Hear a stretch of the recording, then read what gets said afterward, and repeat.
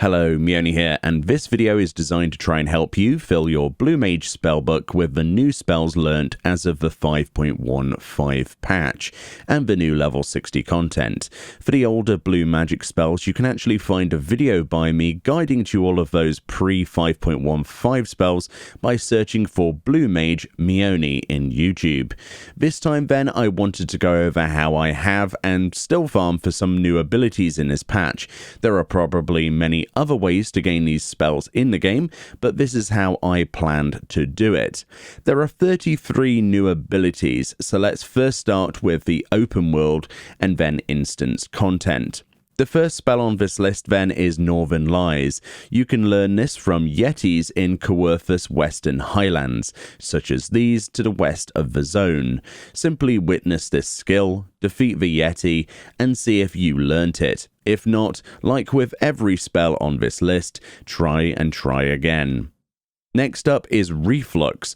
This spell is learnt off of Cloud Wyverns. These monsters actually hang out in the churning mists around X24, Y28.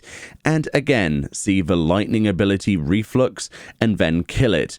If the first one doesn't give it to you, try once again with another. Next, let's move over to the Sea of Clouds, where we can actually get 6 abilities today.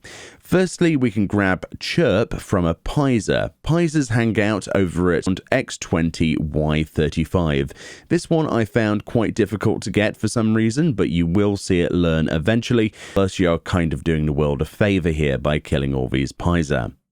For the second spell in the Sea of Clouds, go over to this area to find Conodonts. This is this water area you might remember to the south of the zone. You need to learn Electrogenesis from these monsters. This can be quite hard to learn as well, but again, just keep trying until you see it. Next, actually nearby at X16, Y31 are these Dhalmels. These are those giraffe-type creatures. These will actually teach you the ability Whistle, which is another really useful power buff for your character. Next, we go over to X9, Y16 to the Abalathian Wamouras. The spell you need to learn here is actually called Exuviation. This is a very powerful heal and cleanse ability, so this is pretty much mandatory for most of the new content. To get the Wamoura to actually do this spell, you actually need to pull it along with some of the other nearby monsters. Get them damaged, and the Wamoura will use Exuviation to actually heal them. Then kill the Wamouras and you should learn the spell. Next, go to the top right of this map near the dungeon entrance to find Griffins. You can actually learn Alpine Draft from these, which is their line AoE that they cast quite often. And finally, in this zone, let's head up the map to X36, Y36 to take on some of these Anzus. These massive birds will actually teach you Sonic Boom. Sonic Boom is their wind attack, so if you don't see it cast, it's quite a fast cast. Just kill them repeatedly until you see it. Now let's go over to the Dravanian Hinterlands. If you don't remember where this zone is, I will forgive you. It's not exactly, something that's often visited, being that there's not actually an Aetheryte for this zone. Simply go to Idleshire, then walk out into that zone that Idleshire is in, and go to X13, Y35 to find Poroggos near Matoya's Cave. You need to learn Frog Legs from these guys, and they seem to use it fairly frequently. Next, let's go over to Azys, our last outdoors trip for spells today. Go to X31, Y13 and find these Empus, where you can actually learn the skill Eerie Soundwave. They cast this quite often, so it shouldn't be too difficult, and I got this accidentally whilst leveling. Okay, so now we've done all of the open world stuff, let's move on into the dungeons. 2 spells can be learnt from the vault, so let's do that first. Both the white and black chess piece monsters are what we're looking for, of which there are 1 of each before the second boss and just afterwards. These will do a line AoE called White Knight's Tour and Black Knight's Tour respectively. See the spell on each of these and then kill them. You actually get 2 chances at each spell per run of the vault, so that's not too bad.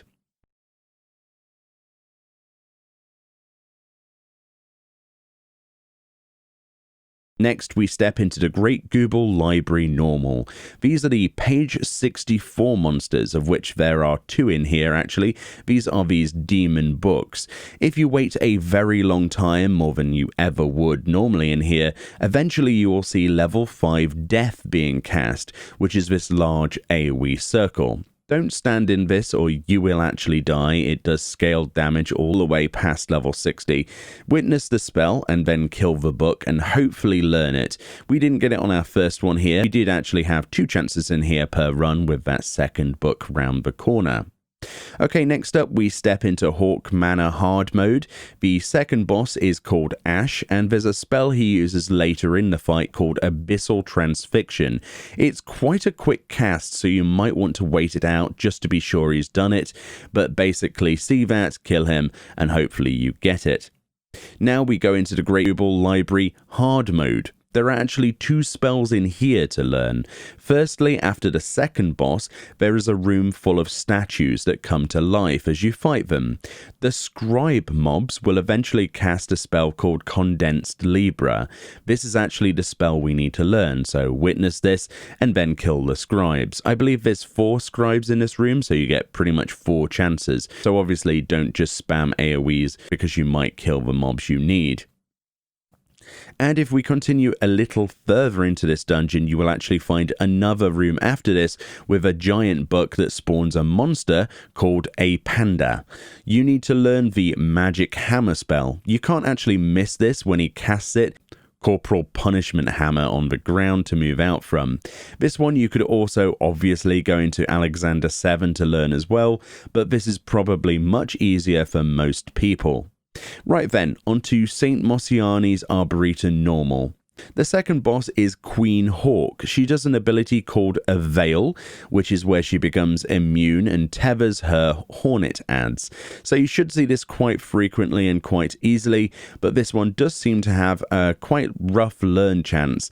I had to do this a few times and I've still not got it personally. Next up, we're going into the Sunken Temple of Khan hard mode. Make your way to the second boss. During the fight, an ad called Sabotender Guardia spawns. Let this ad cast Cact Guard, which is a spell, on his queen. Then you simply kill him. You will actually learn the spell from the ad directly before the main boss even dies to know if you've done it correctly. Okay, so now we move into Pharos Sirius hard mode. On the first boss, you actually get these tethers on players. You need to walk into an untargetable ad, these spiders and stuff and insects on the sides of the room, and give them your tether. After a while, the boss will turn those ads into real creatures called corruptions. These corruption slimes will cast ethereal mimicry. So then, if you kill the corruptions after they cast it, directly from the ads before the boss is even killed, meaning you have plenty of chances to learn it in one pull, since there are plenty of ads to go around. And now we go into Baels's Wall. Head for the second boss to fight the Armored Weapon boss. This boss does an attack called Launcher. I had problems getting this one personally, but effectively as soon as you see Launcher being cast, simply go and nuke the boss as hard as you can and hopefully you learn it. This one is actually one I need to come back later for myself, but other people don't seem to have the same issues. Alright, so now we're done with open world and small dungeons. Now we go into the raids. Firstly, let's hop into the Binding Coil of Bahamut turn 1 with the first boss, Caduceus. During the later parts of this fight, a platform will actually glow green. Stand in this to force an ad to spawn. This is the Dark Matter Slime. Bring it near the boss and he will actually devour it. Kill the boss and boom, you've learnt Devour. Now we're heading into Alexander. Firstly, we need to go into Fist of the Father. The first boss here has ads called Faust and Sturm Dolls. Simply witness the ability Kalt Strahl being cast by one of them. It's quite a quick cast. And then kill the ad to learn it. You don't even need to kill the boss, so essentially you can just keep killing ads until you get it. So, another spell to get inside Alexander is if you go into Alexander the Breath of the Creator, you will find 2 large goblin mobs, the Alexandrian Hider and the Alexandrian Slider much further in both have a chance of letting you learn Gobskin. This is a buff that they place on themselves or nearby enemies as well. So once you've seen this actually cast, you can kill them and hopefully you get your spell. Next, we're going into Alexander Arm of the Thava, also known as Living Liquid. A common ability cast by the boss here is Protean Wave. Witness this spell and then try to kill the boss as fast as you can, and hopefully you learn it like we did, no problem. Next is Perpetual Ray. This is an interesting one. You can actually learn this in either Burden of the Father or Burden of the Sun. If you choose to learn it in Burden of the Sun, you can actually get 2 spells at once, which is obviously my preferred method. The first ad, Onslaughter, that you face in here uses this Perpetual Ray early on. Later, this ad actually joins with the other robots to form Brute Justice, which also does an attack called J-Kick, which is literally a massive kick that does a lot of damage. In fact, it killed me in one of our runs. You need to witness both of these in a run and be alive at the end, and hopefully you learn the spells. I had terrible luck here, but I did witness them on several runs, and honestly, you're better off bringing more friends with you to make it faster than I managed to get at late night. Alright, so now we're actually done with raids, so let's move on to trials. There are 3 in particular. The first of which is Pom Cure. This one is actually really easy to learn. Go do Fawn March hard mode and wait for the ad Furryfoot to spawn. He's the actual healer of the group. Lower his or another Moogle's health a little bit to get him to cast Pom Cure. It actually helps if the blue mage has aggro on Furryfoot directly, so the blue mage should be the only one hitting Furryfoot. The level 80 shouldn't touch it at all. So basically, for some reason, we did this 6 times and got nothing where the level 80 had aggro predominantly on the ads. But when I had aggro personally, I actually got it my first try. And then we ran another of my friends for it on his blue mage, and he had the same luck on his first try as well when he had aggro. So perhaps that might be a thing, or it could just be RNG. But again, you don't actually need to kill the actual boss to learn this ability, and you can get it from the Furryfoot Moogle if it actually worked. So next we go say hi to Ravana hard mode. Ravana does an attack in his second phase called Pillars of Heaven, so burn him into the second phase. You don't have to worry about any of the mechanics until then. After Pillars of Heaven, he targets a player with a red marker, and this player is then repeatedly shot in the face with a spell we're here to learn, Sir Panaka.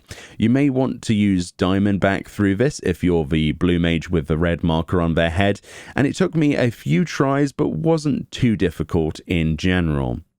And finally we have Sophia, i.e. Containment Bay P1T6. This boss casts Quasar occasionally and puts proximity explosions on players.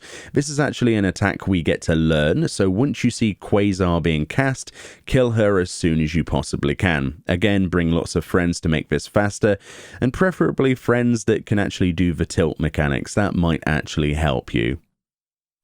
And that's pretty much everything that you need to go and learn directly. There are 2 other spells we're actually missing, as you probably gathered, and these are from the Hualapai Vendor in Uldar, where you buy totems and then you use the totems to learn the abilities in the Blue Mage Carnival area. Hualapai totems for Revenge Blast is given from learning 50 spells total, and the Angel Whisper, which is a raise ability, is obtained from completing 30 stages of the Masked Carnival. So yes, complete the quest and you will unlock further stages of that carnival to do, which is quite exciting if you're into that kind of thing. And that's pretty much your entire lot.